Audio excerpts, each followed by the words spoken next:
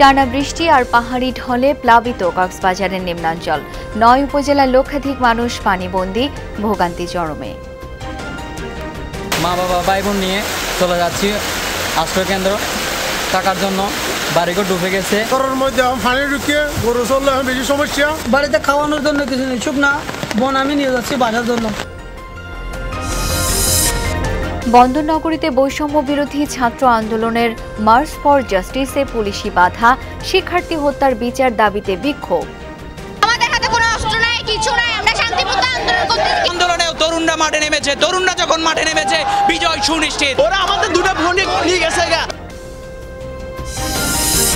পয়ঃনিষ্কাশন প্রকল্পের জন্য আরও ৮ বছর চলবে চট্টগ্রাম ওয়াসার খোঁড়াখুড়ি, কাটা হবে ২০০ কিলোমিটার সড়ক, নগরবাসীর ক্ষোভ।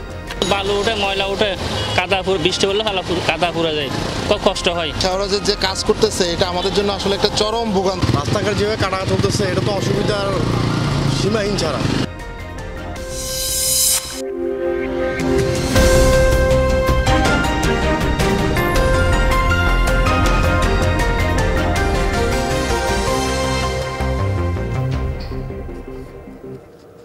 এতক্ষণ শিরোনাম দেখছিলেন, আপনাদের সাথে আছি আমি শাওন দত্ত। জানাবো বিস্তারিত। টানা বৃষ্টি আর পাহাড়ি ঢলে প্লাবিত কক্সবাজারের নিম্নাঞ্চল। ৯ উপজেলার লক্ষাধিক মানুষ পানিবন্দী। ১ মাসের মধ্যে ২ দফা প্লাবনে চরম ভোগান্তিতে স্থানীয়রা। এখনও ত্রাণ সহায়তা পাননি বলে অভিযোগ তাদের।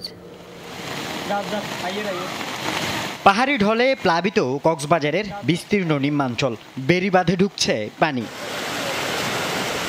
টেকনাফ, উখিয়া, রামু, চকরিয়া, পেকুয়া, মহেশখালী, কুতুবদিয়ার বেশিরভাগ গ্রাম তলিয়ে গেছে। ৯ উপজেলার লক্ষাধিক মানুষ পানিবন্দী। মা বাবা ভাই বোন নিয়ে চলে যাচ্ছি আশ্রয় কেন্দ্র থাকার জন্য। বাড়িঘর ডুবে গেছে। ঘরের মধ্যে পানি ঢুকিয়ে গরু চললে বেশি সমস্যা। এখন মানুষ যাতায়াতের বেশি কষ্ট আছে। বাড়িতে খাওয়ানোর জন্য কিছু নেই, শুকনা বন আমি নিয়ে যাচ্ছি বাসার জন্য।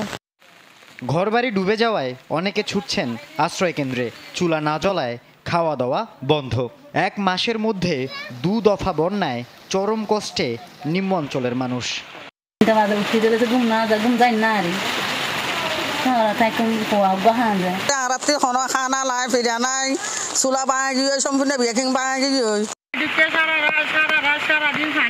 পানির মধ্যে বাসির দিক খানা পিনা হনা কিছু না, রান্না বাড়া করি না পারে।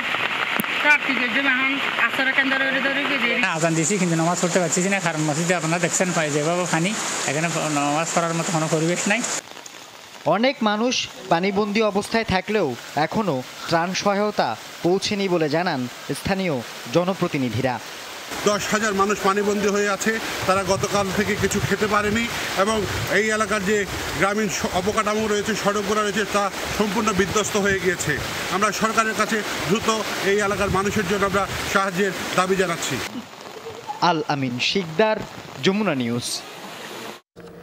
দর্শক, কক্সবাজারের সবশেষ পরিস্থিতি জেনে নিতে চাই। এই মুহূর্তে যোগ দিচ্ছেন সহকর্মী এহসান আল কুতুবি। এহসান, বৃষ্টি এখনো হচ্ছে কিনা, পানিবন্দী মানুষের ভোগান্তির যে চিত্র দেখছেন সেই সম্পর্কে জানতে চাই। প্রথমে বলে রাখি, কক্সবাজারে টানা কয়েকদিন ধরে খুব ভারী বৃষ্টি হচ্ছে এবং গতকাল রাত থেকেই আমরা দেখেছি এখানে এখনো পর্যন্ত বৃষ্টি চলমান আছে, একেবারে ভারী বর্ষণ যেটাকে বলা হয়।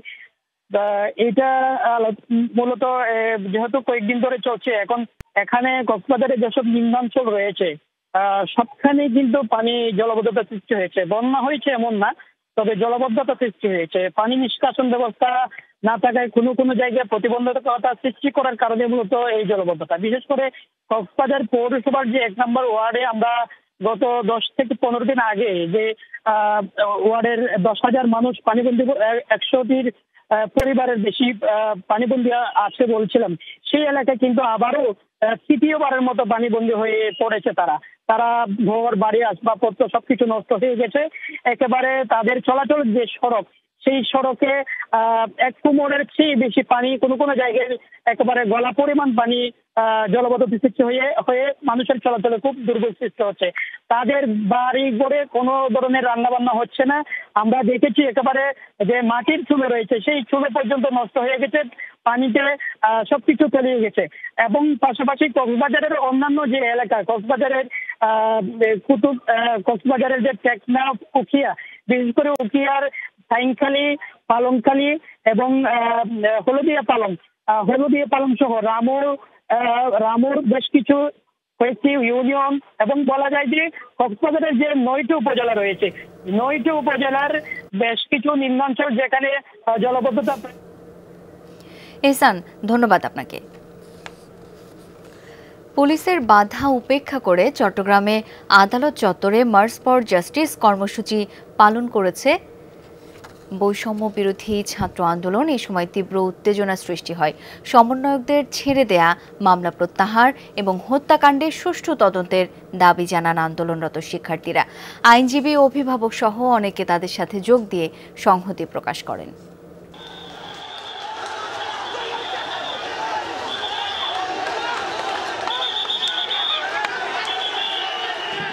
এভাবেই পুলিশের বাধা অতিক্রম করে আদালত চত্বরে প্রবেশ করে বৈষম্য বিরোধী ছাত্র আন্দোলনের ব্যানারে আন্দোলনরত শিক্ষার্থীরা। হত্যা, গণগ্রেপ্তার, মামলা ও গুমের প্রতিবাদে মার্চ ফর জাস্টিস কর্মসূচির অংশ হিসাবে আদালত ভবনের দোয়েল চত্বরে বিক্ষোভ করেন তারা। গুড়ি গুড়ি বৃষ্টির মধ্যেই ঘণ্টা 2 চলে কর্মসূচি। আমাদের হাতে কোনো অস্ত্র নাই, কিছু নাই, আমরা শান্তিপূর্ণ আন্দোলন করতেছি। আন্দোলনেও তরুণরা মাঠে নেমেছে, তরুণরা যখন মাঠে নেমেছে বিজয় সুনিশ্চিত। বৃষ্টি, আগুন, কোনো রোদ, কোনো কিছু বাধা দিতে পারবে না আমাদেরকে। আমরা সবসময় এগিয়ে থাকবো। যারা জামাত শিবির করতেছে বা রাজনৈতিক সংগঠন করতে, তাদের সাথে আমাদের কোনো সম্পর্কিত নাই। বিএনপিপন্থী আইনজীবীরা সহ আদালত চত্বরে প্রবেশের সময় আওয়ামী লীগপন্থী আইনজীবীরা বাধা দিলে তীব্র বাকবিতণ্ডা হয়। সতর্ক অবস্থান নেই আইনশৃঙ্খলা রক্ষাকারী বাহিনী।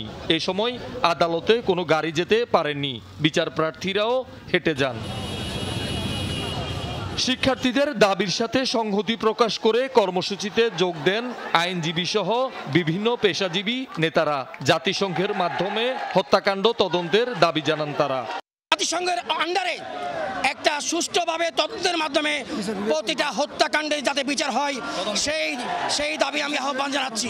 যেহেতু সকল কিছু দায়িত্ব সরকারের, এটাও সরকারের, এবং আপনারা সাংবাদিক হিসেবে দেখেছেন কিভাবে গুলি করেছে। শিক্ষার্থীদের সাথে এদিন কর্মসূচিতে যোগ দেন অনেক অভিভাবকও।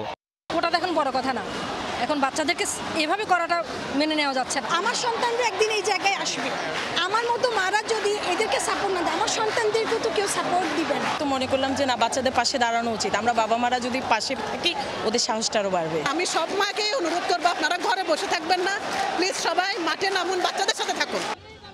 এর আগে কর্মসূচিতে আসার পথে পুলিশের বাধা দান এবং কয়েকজনকে আটকের অভিযোগ করেন শিক্ষার্থীরা। আমাদের উপর হামলা করে ওরা আমাদের 2টা বোন নিয়ে গেছে। ওরা তো সুষ্ঠু আন্দোলন চাইছে, ওদেরকে কেন অ্যারেস্ট করা হয়েছে? আমাদের গায়ে হাত দিছে, বুকে হাত দিছে, দিয়ে ওরা আমাদেরকে জোর জবরদস্তি ওদের জিপে করে নিয়ে যেতে চাইছে। সরকার অনেক আগে থেকে জানে আমাদের দাবি কি, তারপরে সেটা পালন করতে তাদের এত গরিমসি কিনা, স্টুডেন্টদের উপরে এরকম অত্যাচার কেন? পরে বেলা 2:30টায় মিছিল সহকারে আদালত চত্বর ত্যাগ করেন আন্দোলনরত শিক্ষার্থীরা। শহীদুল সুমন, যমুনা নিউজ, চট্টগ্রাম। 16 ঘন্টা কারফিউ শিথিলে বন্দনগরে চট্টগ্রাম পুরো দমে কর্মচঞ্চল। সরকারি বেসরকারি অফিস, আদালত, ব্যাংক, বিমা, ব্যবসা প্রতিষ্ঠান, মার্কেট, দোকানপাট খোলা থাকায় সড়কে মানুষের চলাচলও বেশি। চট্টগ্রাম, ঢাকা এবং কক্সবাজার মহাসড়কের পাশাপাশি মহানগরীর অভ্যন্তরীণ রুটে চলছে সব ধরনের গণপরিবহন। কোথাও কোথাও সৃষ্টি হয় যানজট। আরও 8 বছর অর্থাৎ 2032 সাল পর্যন্ত বন্দরনগরীতে চলবে চট্টগ্রাম মহাসার খোঁড়াখুড়ি, কাটা হবে 200 কিলোমিটার সড়ক। পয়ঃনিষ্কাশন প্রকল্পের জন্যই এই কার্যক্রম বলছে সংস্থাটি। এদিকে পাকা সড়ক খোঁড়াখুড়িতে জনদুর্ভোগ চরমে। চট্টগ্রামের আগ্রাবাদ থেকে বড়পোল পর্যন্ত পাকা সড়কের 4 অংশে কাটা।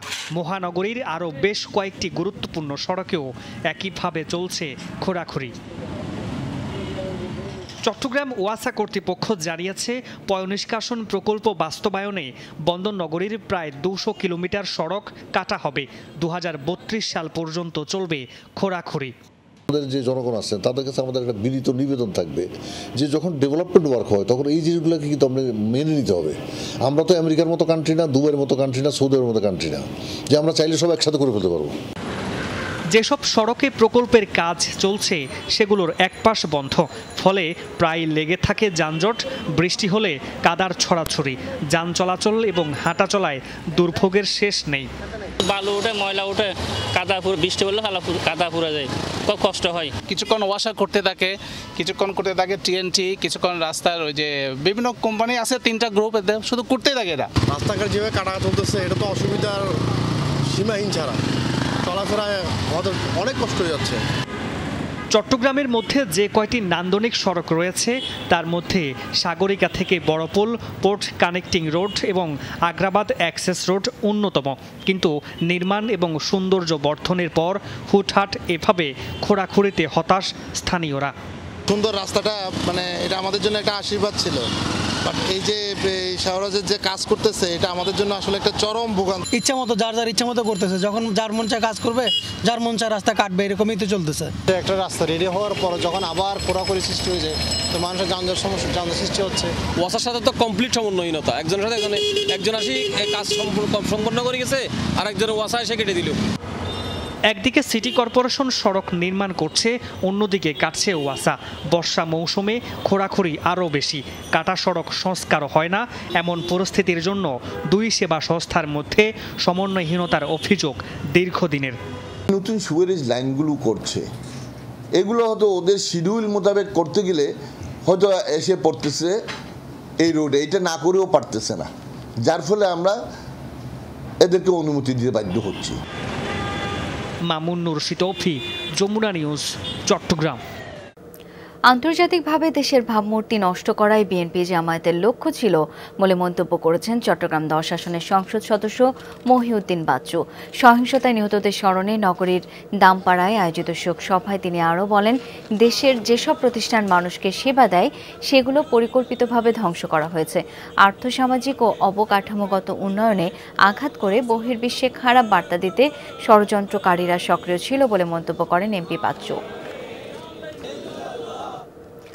ভরব মাছে মোদের দেশ, গর্ব স্মার্ট বাংলাদেশ প্রতিপাদ্যে রাঙামাটিতে মৎস্য দিবস পালিত হয়েছে। সকালে জেলা পরিষদ ও মৎস্য অধিদপ্তরের উদ্যোগে বর্ণাঢ্য শোভাযাত্রা বেরিয়ে শহরের প্রধান সড়কগুলো প্রদক্ষিণ করে। পরে অনুষ্ঠিত হয় আলোচনা সভা। এতে প্রশাসনের কর্মকর্তাদের পাশাপাশি মৎস্য চাষিরাও অংশ নেন। মাছের উৎপাদন বৃদ্ধি সহ নানা বিষয়ে আলোচনা করেন অতিথিরা। খাগড়াছড়ি জেলা পরিষদ প্রাঙ্গণ থেকেও র্যালি বের হয়, অংশ নেন বিভিন্ন দপ্তরের কর্মকর্তা কর্মচারী সহ মৎস্য চাষিরা। র্যালিটি ক্ষুদ্র নৃগোষ্ঠীর সাংস্কৃতিক ইনস্টিটিউটে গিয়ে শেষ হয়। পরে আলোচনা সভায় বক্তারা বলেন, মৎস্য চাষের প্রসার ঘটাতে নানা পদক্ষেপ নিয়েছে সরকার। আর এই ছিল আজকে চট্টগ্রামে। এতক্ষণ সাথে থাকার জন্য সবাইকে অসংখ্য ধন্যবাদ।